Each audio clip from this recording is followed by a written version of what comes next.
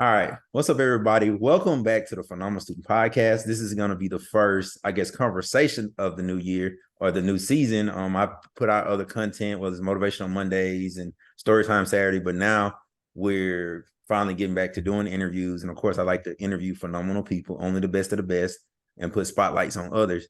So today I have another phenomenal person, Jessica Cabeen.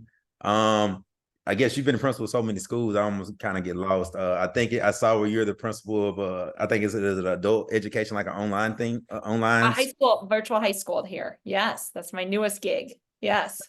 So, how many schools have you been a principal of? Right. Um, that's a great question. So technically, I've been a principal for 17 years. So I feel like I'm definitely one of the OGs, the grandmas, the gritty grandmas, what our high schoolers would call me right now. So I started out my administrative career as an assistant principal at a middle school. And then because I thought I knew it all after being in a middle school for 3 years, I became the principal of a kindergarten center. Mm. So if you don't know any kindergarten teachers, just spend 10 minutes in their classroom and you're going to want to take a nap.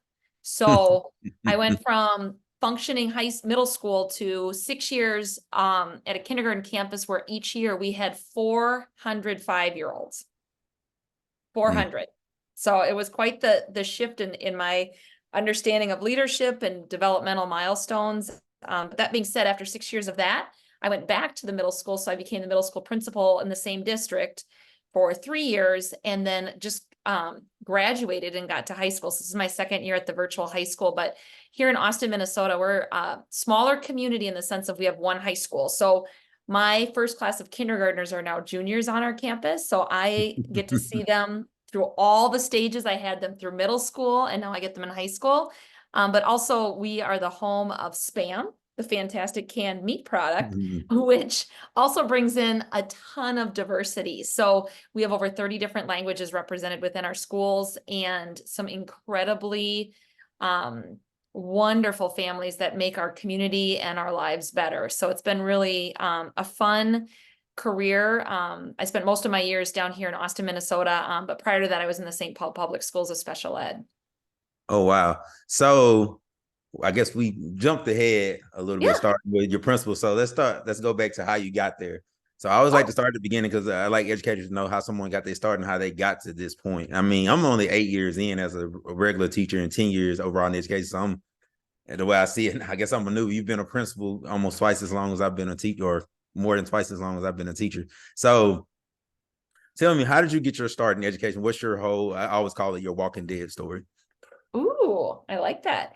I would definitely say it's a really unconventional, non-traditional path. So I actually did my undergrad in the 90s in music therapy. So I didn't even get my degree in education. I started in music therapy, and this was back when there were still residential centers for children and teens with disabilities, adults with disabilities. So the beginning of my career, I really spent more residential youth in Illinois. And then I got my first job in Iowa working with adults with disabilities. And so I really enjoyed that component, but I noticed, working with adults with disabilities in their 40s and 50s, I could make more leverage in the younger years. So I got into the public schools as a music therapist and then was tapped on the shoulder, which I think we all are, is, hey, have you ever thought about being a teacher? So I was able to go back and get my master's in special education. And then in turn, St. Paul Public Schools paid for my degree as long as I taught in the district. So I was able to then turn around and take on an autism classroom for 4 years until I got the tap again from the St. Paul schools to maybe look at my special education administrative career. So I got my administrative license in special ed. And then I started to work in that realm and then moved down here to Austin, Minnesota, just with my family, and then made the turn to the dark side, as we like to call it, in special ed. I went from special ed to general ed, and so that's when my career in leadership has kind of taken off. But I've been in education for over 20 years and really loving every minute. It's been So, really so I guess most of your time has been spent in special ed, and you said you switched over to gen ed more in the leadership role. Did you ever think about when you were doing special ed to switch over and do gen ed when you were a traditional teacher or a regular teacher? I really, when I started teaching in special education, it was when autism was just really becoming known. Mhm. And so I think probably my whole career has been an innovator and a disruptor. And so even That's not like always fun. today, even today, like creating a virtual high school, post-COVID, it's like there's no guidebook. And so I think that's one of the passions I have is I like to really blow up systems. And especially because a lot of systems haven't worked in a long time. So it's been really Mhm. fun to say, like, especially when I started in teaching, it was, we didn't really know a ton about working with students on the spectrum and understanding the different, like from Asperger. It was just really interesting and unique to be a part of the groundbreaking work in that. And so then it's kind of translated right now into my work in the virtual high school setting too. So, I mean, probably asking for myself personally, how is it navigating being like an innovator and a disruptor? Because that's something unbeknownst to me, even early in my career, that I was, I guess, innovating and disrupting probably without even realizing it. Because I was so new that I didn't even understand what I was doing. I just like, hey, this makes sense, and you don't realize you're breaking like 800 million rules of how you're supposed to be teaching. So, how do you kind of navigate being an innovator and disruptor while at the same time being in a system that isn't really designed for that? That is a powerful question, and I think probably twofold. Mm, Um, so one, I mean, primarily is what's your vision or your calling? Why are you in this work? And for me, right now, my why is really my younger son. He's a junior in high school, and he became a part of our family when he was 5. We went to kindergarten together, and before that, he spent his first 5 years of life in Ethiopia. And mm, so, for me, I really wanted him to have a foundation of who he was mm, as an Ethiopian native, and we still communicate with his family. We went back home last year, but not only his family in Ethiopia, but here in Austin, we have a large Sudanese refugee population and an Ethiopian population. So I spend a ton of time with them, just learning traditions, culture, food, and having those conversations. I really get a firsthand understanding of the disparities and the gaps and the perceptions and how hard it is to navigate the American education system, not only K-12, but post-secondary. And so that's really been a passion of mine, is to really break down barriers, not only for my son, but for his community and his family. So knowing my why, and people know my why because I talk about my why, and I really have gotten to mm. know students. And so I'm really passionate about ensuring that other teachers and educators know these students like I know these students, because they have incredible stories and their parents are remarkable. So that, but then secondly, one thing that I continue to learn is how I'm asking questions so people don't think I'm questioning them. So I think early on in my career, I'm really curious. I'm very curious. I feel like I probably am a kindergartner at heart. And so I would just ask questions like, why why do we do this way? Or why are our students that are learning English language in this class and not in this class? Or why aren't we translating FAFSA informational nights in multiple languages? So I'm asking questions, but sometimes in education, when we've had a siloed system for years, people would assume I'm questioning them. So I have to be really transparent. Like, I'm new at this. I'm trying to understand this. Give me some insight. And that usually we still have to have the hard conversations, but it doesn't immediately meet me like at a roadblock. And so people understand that my nature is just, I'm curious, but then we're going to have the conversation, because now that we know better, we do better. And we're going to continue to try to make systems better for all kids. I don't think I've quite developed, been good enough with that skill yet. I Oh, question but things. I would also say find a friend, because I can tell I have a thought bubble and a talk bubble. And sometimes if I'm not regulated or if I'm in a system, I'll pop that thought bubble. So I think it's also finding a courageous colleague that you can pop the thought bubble with to figure Hmm. out how to frame this to have the right conversations. But I'm going to tell you too, I might be a curious 5-year-old, but I can be the toughest middle school girl you ever met. I'm like the oldest middle school girl. So I have to continue to work on my skills of communication, especially when I'm really passionate about something. Well, I know early in my career, even though I'm still pretty early in it, I mean, I would question things like, hey, this don't make sense. This don't make sense. I didn't realize you might be offending teammates and stuff like that. And, eventually I actually would normally perform pretty well, but I'd be like, hey, this doesn't make sense. At the time, I couldn't really explain why it didn't make sense. It just didn't click in my brain. Like, why are we doing it this way? It seems like this wouldn't be the right way to do it. It just, I mean, I didn't realize I would be really good with curriculum and things like that eventually, but at the same, my brain was kind of clicking on it. So sometimes I might ask the wrong questions and you don't even realize you might have offended 20 people in the room. So, so yeah, I've learned on that. All right. So let's get into, I guess, your starting leadership. And I guess the thing about leadership, it's going to be tough at first because you got to learn how to do it. So, talk about, say, that first year in leadership and some of the things you learned. Oh, a lot. I feel like I could give all my students refunds. Kind of like your first year of teaching too. You know, you look back and you're like, ooh. I think one of the things, and I talk with newer administrators or aspiring administrators a lot about this, it's what got you to that role.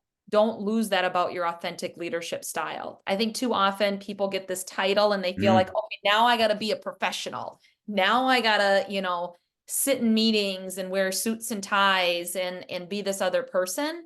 And kids and adults will sniff you out quick. So I think whatever got you to be an excellent educator, take those skills and translate them into leadership. And so, like, for example, one of the things, I am a terrible dancer, but I dance. And so Friday mornings, you'll see me out giving high fives and dancing with high schoolers. I did it in kindergarten. I did it in middle school. I do it in high school. I make goofy TikToks with the kids. That's just what I do. But when I tried to be this like real professional, straight faced, person, I'm like, the kids could read it. And I didn't like it myself. And I didn't like how I was leading. So I think too often, like if you like, to play basketball with the kids. I went to college as a music major. I'm a drummer. I auditioned for the middle school band when I was the middle school principal and I played at a concert. I think it's really important to bring those passions and joys and connect to build relationships. So I think for sure that's one. And then my framework I still use, but I used a lot at my beginning, was listen, learn, then lead. Too often leaders just run around trying to put fires out and don't take the time to really listen as to what's going on, what's the real root of the problem. Let's learn about it and then let's lead. But I think too often we just want to like You deal with want to deal everything with it. right away. Yeah. And so it's like, then you're never really solving anything. You're just putting more duct tape on something till it falls off again. So those would really be my two pieces of advice. And I still use them to this day. Well, it's so hard. Interesting you said that, as far as like, I feel like most administrators, same way they were in the classroom, the same way I feel like they're going to be as administrators. I'm not saying like if you're the one who always lean on, I guess writing up kids or doing that type of thing, you tend to be the person who want to over document even as an administrator. Or if you're the person who is very relationship driven as a classroom teacher, that tends to be as some of the stuff you're talking about you did in the classroom, you do that as a leader. And as you say, it normally translate well because one thing I learned, somebody told me my first year with kids, is that they know who real. And so someone told me like they can sniff out a fake from a mile away. You may be the meanest person on earth, but they were like, oh man, Mr. Short's okay. Like they know. So, but this other person like, man, why can't they connect with the kids? Because they know, like they know when you're not really there for them, because just by the stuff that you do. I mean, I know I feel like sometimes I go so hard that my kids even tell me this. I saw something I posted on Facebook. One of my students like, hey, Mr. Short, I hope you don't take this the wrong way, but I think you need a break from teaching. It's bad when your kids even know you probably do too much. So it's kind of like, funny. So it's kind of like that type of thing. All right. So let's get into, I guess, that first year in leadership. So when did you know, or were you shoulder tapped again, that you were ready for leadership? The main leader role. Again, it was somebody else that saw it in me. I think if you can surround yourself with leaders that you look up to, it's almost like that iron sharpens iron piece. And so I didn't see that kindergarten center position coming. It was my superintendent that came into my office and said, we think you're ready. I think sometimes, especially as a female leader, we may not think we're ready, and we may be more ready than most. A lot of times we won't execute till we're 120% sure we're ready for it. But it took somebody else to see in me things that I didn't really realize were that special, and to say, you got this and we're going to support you around this. So I think for me, having someone kind of tap me on the shoulder, but I think also just that again, that disruptor and that questioning and just like really wanting to change. I'm really passionate about trying to change a system that starts to work for more kids. And so I think that just I'm really excited about that. And I really do, as much as it's exhausting trying to create a playbook every time I go somewhere, it's also really energizing for me. So how long did it take you kind of to transition? You say you went from working with middle schoolers to going down and working with the babies and working with kindergartners. How long did it take you kind of to transition to working with such a, I mean, I always tell people I would skip over middle school. I'm not dealing with that. So to jump down and dealing with like kindergarten, and dealing with all that comes, especially dealing with 400 of them, not like a Yeah. little, couple classes. You're talking about like a school full of kindergartners. So how's it dealing with, the varying needs of that age group? It took me longer than it should have. And I think again, it was because I didn't listen, learn, and lead. I just led and led from a book and not from listening to the other stakeholders. I think teachers every day would go back to that staff lounge and just laugh at me. I like tried to suspend a kid because he missed the urinal. I thought, well, that's property damage because in middle school you can't do that. Well, they're like, they don't know how to use urinals. They're 5. And I'm like, why are we having play centers? I was very confused. And it took me a good 6 months to really start to understand the rhythms and routines. And then, I mean, probably about 2 to 3 years to really feel comfortable in it. But I really did have to do a lot of deep work and learning around early learning, just because my mindset was more middle school and secondary.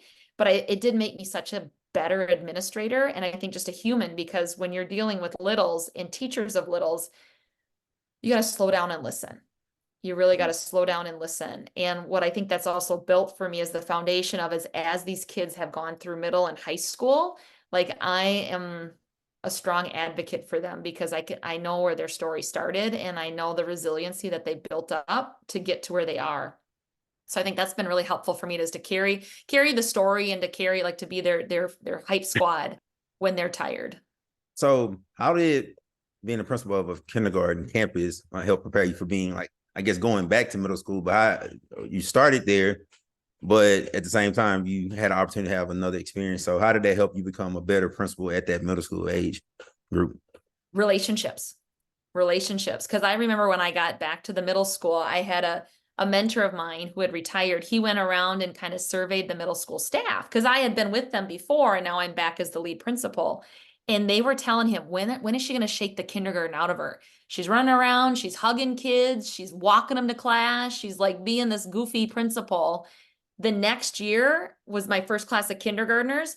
They ran up, they hugged me, they were giving me high fives, and the teachers were like, okay, relationships really matter. So I think that really bringing that, like, it's okay to be silly, it's okay to be goofy, it's okay to build relationships, like love them first, then help them learn mantra. That was really the foundation because I spent so much time really building those relationships in kinder and then showing the adults, like, if you really believe in them and love them and pay attention to them, they'll perform. So I think that's been really fun to be able to help shift a culture and a mindset of really caring about kids Mm, and them really knowing that, like, the kids don't care what you know until they know that you care kind of mantra. So mm. it's like that needs to translate into our classrooms. And then, like you said, like the kids know which teachers know that, and it shows up in their attendance and their grades. So I guess I'm interweaving with all of that. You kind of start writing books and speaking. And at what point did people start? You're already showing yourself to be a transformational leader, so people take notice. Obviously, if you can transform schools, sometimes they, of course, ask you to move to other schools and be the turnaround principal. But obviously, other people in education start seeking you out. So, at what point did people start seeking you out to for speaking engagements, to write books on your leadership style, and how you change those schools? It really was twofold. It was being connected with some really incredible educators, but I Mm-hmm. think for me, and especially if you're someone who is passionate about this and not sure how to take the first step, sit at the big kid table. Sit at like the proverbial, whether it's on social media, connecting with them, DMing them, going to conferences, sitting after the session, taking notes. For me, like the PLC journey was really in transformational for me in understanding that at the early levels. So Ken Williams has been my edu crush for decades. He laughs at me because I have pictures of us when he first started speaking and presenting to now. Joe Sanfilippo is another advocate for me, and with that networking, then I kind of got connected with Jimmy Casas too. And now since he's kind of moved from a building leadership to kind of his own coaching program, just he's kind of let me come along with him. So that's been really helpful, is just really putting yourself out there. I think a lot of times principals don't realize all the skills and connections that they have, and other leaders need to learn from us. I think it's always really interesting when I get to go out and speak at other events. People are like, you actually walk the walk with us. Like, I'm like, yep, I'm going back to the school tomorrow. Like I'm dealing with swatting calls and TikTok challenges, like this isn't, that's me being vulnerable. Like this is what I'm dealing with too. So I think that helps translate when I'm out speaking too, because not only am I there to help others learn, but I want to learn together with them too. TikTok has definitely become part of the culture now. I mean, you're dealing with more of an older set, but even I Yeah. mean, elementary, they're very much into TikTok and following each other. Like, y'all got like 50 followers. Like, what are y'all like? I don't know. They hype about, oh, I follow you. Y'all, it's like, what, she got 40 now? So it is funny how that's kind of part of the culture now. So what are some of the things, like, I know you just said listen, learn, lead. I mean, I love that. That's it. I mean, I guess I've worked for a few leaders now, and I know a bunch that really don't do that. Mhm. So what are some other core things? I know I saw you had like 10 keys as far as being a leader. What are some things you feel like every leader just needs to do to, I mean, you've been able to, I didn't see as much. It seems like you don't focus a lot on the academic, although I'm sure you have to, obviously. So what are some things you feel like every leader of like a school needs to do to be able to change? I mean, of course, don't give away your keynote, but No, no, no, no, no, no, no. And I know, and I think so absolutely academic is integral in this work. And I think when I speak to that, having a clear vision, having data to back it, and as a leader, taking the time to reflect on the data and to make strategic plans. I think too often people make strategic plans and then don't look at them till at the end of the year. Well, how are you going to make real incremental change if you're not actually looking at it every 2 to 4 to 6 weeks and really using, like in Minnesota, we use the multi-tiered systems of support. So when we have mm, our weekly team meetings, we're looking at our kids and we're saying, okay, where are they at? What are their struggles? How are we engaging with them? In our high school, we've seen in just a year and a half incredible growth in students passing courses, and it's about relationships, engagement, and then really having high quality teachers supporting those students in the curriculum. mm, I really feel like, and that's probably on me too, as I spend more time in the balance and the leadership component than I do in the academics and the instructional components, because as much as I'm passionate about the work of helping students, I'm really concerned about the profession of principaling.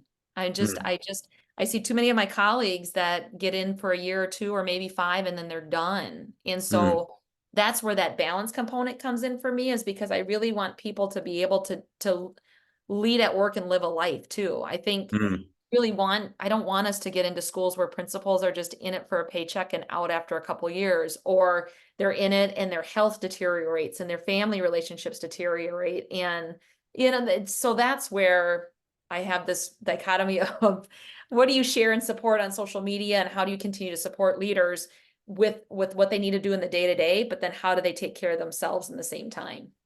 I'll be honest with you. I don't think I've ever worked for a principal I felt was a real person. Like, not like, of Yeah. course, they're a real person, but I never felt like I've ever worked. I think I've had five. I can't remember, something like that. And I don't think I've ever worked for one I felt was a real person. Like, that I really felt like you knew anything about them, and like how, like, oh, as far as I know, this is why they respond this way. It's just, I just never felt like I've had that type of principal. So I get what you're saying there. Um, One of the most important things, whether it's academic, relationship building, how do you establish that high performance culture? I mean, I'm real big on that. My classroom's called a phenomenal room. I'm huge on Mhm. high performance because I feel like, I know a lot of people say they don't like testing, they don't like all those things, but I'm like, man, everything in life is a test, whether it's a formal test or everything is a test. Everything you keep getting asked to be principals of school because I'm pretty sure they perform high or they're, you Mhm. know, so it's kind of a big deal. So how do you establish that high performance culture? I think it's really, again, that mindset of all. Ken Williams said it really, like, all means all. So you have to model that walk every day. Every kid needs to have high quality teaching, high quality curriculum, a high quality educational day. Like that's foundational for that. And then how are you measuring that, and what are you doing to make changes to that? And so, like, just for example, with this virtual high school, like, this was really new for me. I went to college with a typewriter. Like, I am old. I am really old. And so when they said you're taking a virtual high school, I'm like, I didn't even have email in college. Like, what are you asking me to do? And so what I went right away is I went across the nation and I'm like, where are the best virtual high schools and what are their outcomes? And I went and called and visited and I'm like, okay, I'm modeling after this virtual high school that's got kids that are going on to D1 colleges or kids that are, taking honors classes. And we've just set a high bar. Like every kid in our high school takes one advanced placement course. Mm. Every kid. Like that's just a non-negotiable. And it's our second year doing it. And we have to do a lot of mindset coaching for the kids. We believe in you. We're going to scaffold this. You can do this. And these are the doors this could open for you. And it's been really fun to watch kids rise to that bar that you set. Like they're like, yep, I got this. And so like our next step is how do we increase the access to like post-secondary courses in college? How are we getting our kids into some of those 2-year technical school college, classes as juniors and seniors? So it's just we're really high achieving too. We set a goal, we monitor it, we measure it, we celebrate it, we move to the next one. So it's just it's probably that is a blessing and a curse for me because it's also I probably could slow down just a titch, but Mm. we don't have a lot of time. Like every year I graduate a class and I'm like, gosh, I wish I could have done better for this one. So then the next year I'm like, I want to do better for this class and then the next class. And so that's what I really hope translates. But I think it's also important to document all of these things because I don't want a school to tank the minute I leave either. So I think it's important to build a culture so it's not with just one person, but it's with a staff that has that foundational understanding. So seeing as you're still very entrenched and being in a traditional role, because a lot of people I interview that I've met at conferences, I had a chance to see you speak this summer at the Inclusive Practices Conference and here in Houston, Texas. And like, how do you, one of the stories I went through today with my kids was like the person, he's not Joe Oliver, he's the Joe Oliver. So how do you kind of balance out being, of course, Miss Cabeen, the principal and all that to being the Jessica Cabeen? I know some of what you do may be something that's kind of away from the kids. It's not like they're looking at conferences and things like that. So how do you balance out being the principal of a school, but at the same time being, I guess, Jessica Cabeen to so many other people? So some of it does blend together. So I have interns and they think it's a kick. Sometimes I'll get up on a stage and the whole audience will greet the kids. Or I had one young man who had a hard time getting to class on time last year. So we all welcomed him to school. So like all 500 educators said good morning to that young man. So the kids get a kick out of seeing me on Twitter and Amazon. They're like, this is my principal. No. But I think storytelling is really important. And I think also leaving open-ended questions because I always like to share something because I think it'll spark something for somebody else. And then we can have conversations in those sessions as to how do you take this back to your role? Oh, they'll definitely stalk you. I know my students today. I know I released something the other day, and I was like, "Well, I said it's a video version," and then my student was like, "Oh yeah, it's on Spotify." I was like, she kind of just looked at me. I was like, "Oh my goodness, she." Well, it's she fun. It shows the kids. I think sometimes kids have this perception that you're positioned before a person, and so all you are is your title on your business card. So they get a kick out of seeing me either speaking or drumming at church or doing like running a half marathon. They're like, you do more than just a principal. I'm like, yep. So I think it's also kind of fun for kids to see all these different like pathways and passions, and it really helps them to start to think about all the opportunities that are in front of them too. Yeah, and it's amazing, like to seeing. I guess you can get them there, and I mean, it does give you. I guess one of the highest effect sizes teach credibility. I was like, yeah, that gives you a lot of credibility. I'll say that much. You're one of the famous ones, I guess. So that does kind of help with that. Because even I think I posted some on social media, and with some of my kids doing the room. One of the kids from the other classroom was like, "Hey, man, I want to be able to do that, man." Like the student literally wants to. I was like, be in my tutoring group, so it does kind of help. So, and the teacher's fine with it, so it's kind of that type of thing. All right, what was my last question? So I guess we kind of getting ready to kind of close it out. I mean, you've gotten the accolades, you've gotten all that. So if you were to say anything to anyone, we'll pull it even farther back. If you want someone getting into education, what is one thing you would go back and either tell the young Jessica Bean or a new teacher kind of coming into education? What would be something you want to tell them? I would say be open to opportunities. I Hmm. think I was really driven, but very intentional of like, I thought this would be my next step and this would be the next step. And then you do this. And when I shifted from middle school, assistant principal and went to the kindergarten center, everybody kind of around me was like, oh, that's kind of a demotion. Like you would want to be the middle school principal and the high school principal. There's this hierarchy. And I would say like the hops in our career are easier to navigate when we stop worrying and carrying the weight of what other people think. When you Mm. stop carrying the weight of what you think other people think about what you're trying to do or what you're wanting to do, because people don't always have the best perception of educators. But if you're coming into it with a mindset of I want to serve and support kids, or you have a passion or you have a story, you know, whether it was your own education story, don't put too much weight as to what other people say because sometimes it's not great. But I think when you let that go, you can really focus in on the gifts that you have and the calling you can have in a classroom. Yeah, if anything, I've learned it's kind of a game of smoke and mirrors when it comes to education. You don't even understand.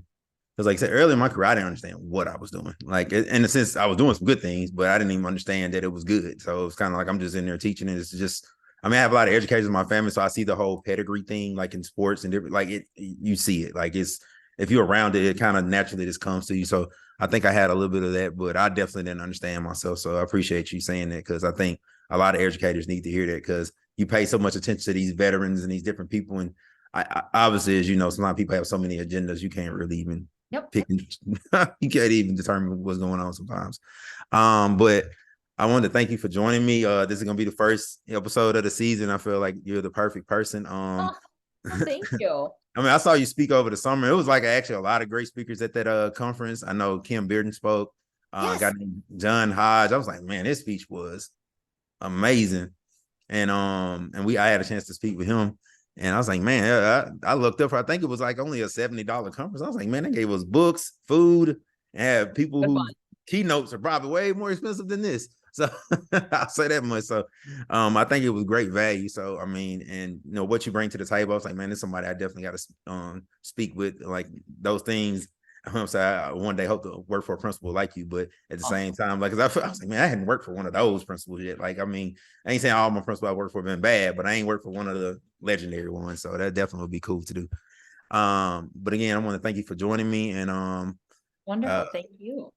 but thank you for joining me and I guess hope you have a great rest of the week. I know we're just now returning here in Houston. I don't know if y'all just now started back up there. Another quick question, how is it doing virtual as opposed to doing traditional learning? It's been interesting, especially because as you can tell, I'm very high energy and engaging. And Mm, so the blessing in this is that my office is in the high school proper. So I get my kid fix and hallway duty and bathroom flushing out and activities. But it's been really neat to get to know a group of students in this virtual realm that have found success in this non-traditional route and mm, to really be able to connect with them in a unique way. So that's been really neat. And I think being able to pave new pathways for them and to see them graduate from high school and move on and move through some challenging years. And I do think mm, that there is opportunity for kids to take even a singular virtual course throughout their high school career as a benefit. So I think it'll be interesting to watch this in education in the next 5 to 10 years as kids mm. are just finding new pathways and platforms for learning. Some might be better off doing it that way, to be honest with you. I think some are probably better. They can do it independently and away from school and all the trappings that come along with that. So I definitely, I mean, the pandemic has created a lot of different pathways for people that, I mean, that they didn't have before because it's kind of forced us to grow as, you know, in education. So it might have opened up some things that we kind of needed in the first place. So all these things don't always be a bad thing. So I definitely think it's been something good for education. Excuse me. So I want to thank you again for joining me. And sorry, I dealt with the flu for a couple Oh, weeks. So yeah, excuse me. So sorry about that, everybody. But I want to thank you for joining me. It's Jessica Cabeen, phenomenal educator, and thank y'all for joining me for another round of phenomenal conversations with Mr. Short.